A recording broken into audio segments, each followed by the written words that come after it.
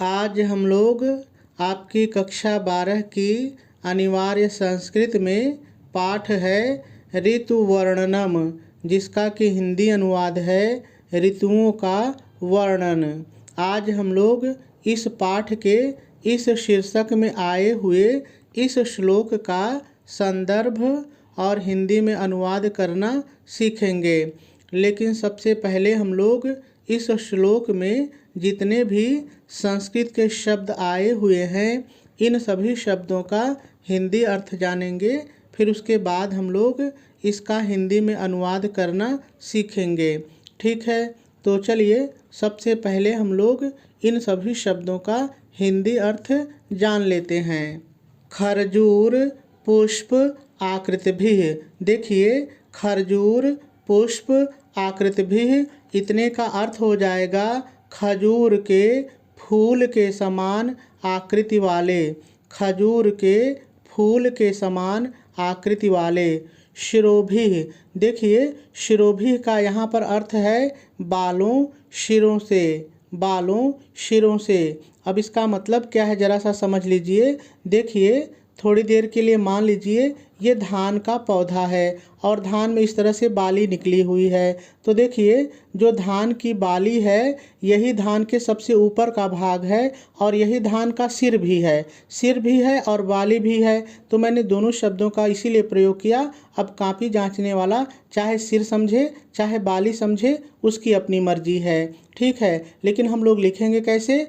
जो बालों है तो उसको कोष्ठक के बाहर रखेंगे, शिरों को कोष्ठक के अंदर करके से कर देंगे। ठीक है, अनुवाद में आपको और अच्छे से समझ में आ जाएगा। पूर्ण तंडुलैः। देखिए, पूर्ण तंडुलैः में दो शब्द है। पहला है शब्द पूर्ण। पूर्ण माने भरे हुए। पूर्ण माने भरे हुए।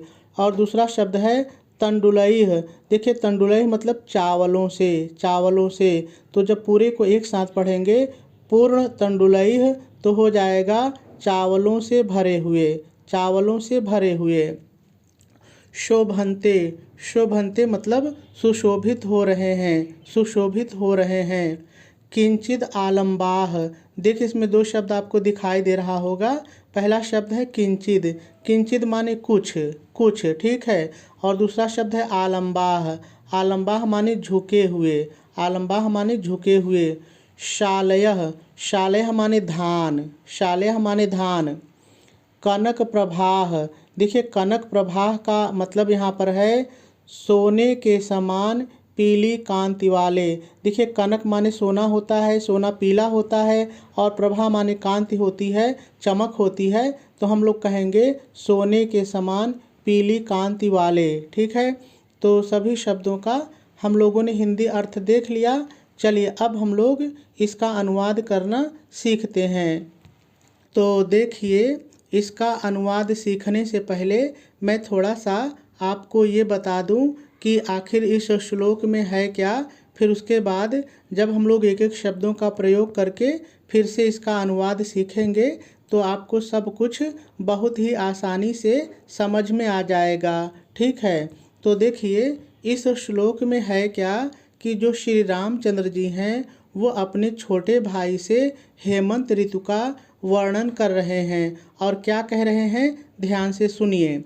तो श्री रामचंद्र जी लक्ष्मण से कहते हैं कि खजूर के फूल के समान आकृति वाले चावलों से भरे हुए धानों की बालियां, यानी धानों का जो सिर है वो थोड़ा झुक गया है, और जो धानों की बाली, जो धानों का सिर थोड़ा सा झुका हुआ है वो सोने के समान पीली कांति से, यानी सोने के समान पीला पीला चमक रहा है। और पीला पीला चमकने के कारण जो धान है, जो धान के पौधे हैं वो बहुत ही सुशोभित हो रहे हैं, बहुत ही सुंदर दिखाई दे रहे हैं।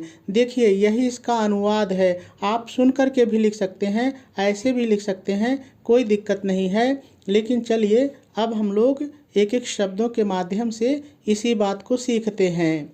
तो सबसे पहले हम लोग हेडिंग डालेंगे हिंदी में अनुवाद, और डैश डाल करके लिखेंगे खजूर के। खरजूर, खजूर के फूल के समान। पुष्प, फूल के समान, खजूर के फूल के समान आकृति वाले, आकृति भी आकृति वाले। खरजूर पुष्प आकृति भी, तो हो जाएगा खजूर के फूल के समान आकृति वाले, कामा लगाएंगे और आगे लिखेंगे चावलों से भरे हुए, तंडुलैः चावलों से, पूर्ण भरे हुए, चावलों से भरे हुए, बालों से शिरों से, दोनों लिखेंगे बालों से शिरों से। इतना फिर से समझ लीजिए, देखिए हो जाएगा खजूर के फूल के समान आकृति वाले, चावलों से भरे हुए, शिरों से, बालों से कुछ, किंचित कुछ झुके हुए, आलम्बाह झुके हुए, कुछ झुके हुए, सोने के समान पीली कांति वाले, कनक सोना, प्रभा कांति वाले। तो हम लोग कहेंगे सोने के समान पीली कांति वाले, क्योंकि सोना पीला होता है, ठीक है। तो सोने के समान पीली कांति वाले धान, शालयः धान, सुशोभित हो रहे हैं, शोभन्ते सुशोभित हो रहे हैं। पूर्ण विराम लगा देंगे और आपका अनुवाद पूरा हो जाएगा। चलिए इस अनुवाद को हम लोग एक बार फिर से सीखते हैं। यदि कहीं नहीं समझ में आया होगा तो समझ में आ जाएगा, लेकिन इस बार मैं केवल हिंदी बोलूँगा, आप ध्यान से सुनिए। तो देखिए हो जाएगा खजूर के फूल के समान आकृति वाले, कामा चावलों से भरे हुए, बालों शिरों से कुछ झुके हुए, सोने के समान पीली कांति वाले धान सुशोभित हो रहे हैं। पूर्ण विराम लगा देंगे और आपका अनुवाद पूरा हो जाएगा। अब इसको लिखेंगे कैसे, चलिए थोड़ा सा देख लेते हैं। तो देखिए सबसे पहले हम लोग प्रश्न उत्तर नंबर डालेंगे। आप देख लीजिए, वैसे 8 का ख होता है, लेकिन आप पेपर में ज़रूर देखिए, जो हो वही डालेंगे। कम से कम एक लाइन छोड़ेंगे और पहली हेडिंग डालेंगे संकेत, और संकेत डाल करके 2 श्लोक में से एक जो हल करेंगे, यानी जिसका अनुवाद करेंगे, उसके शुरू का और डाट डाट करके अंत का थोड़ा सा लिख लेंगे।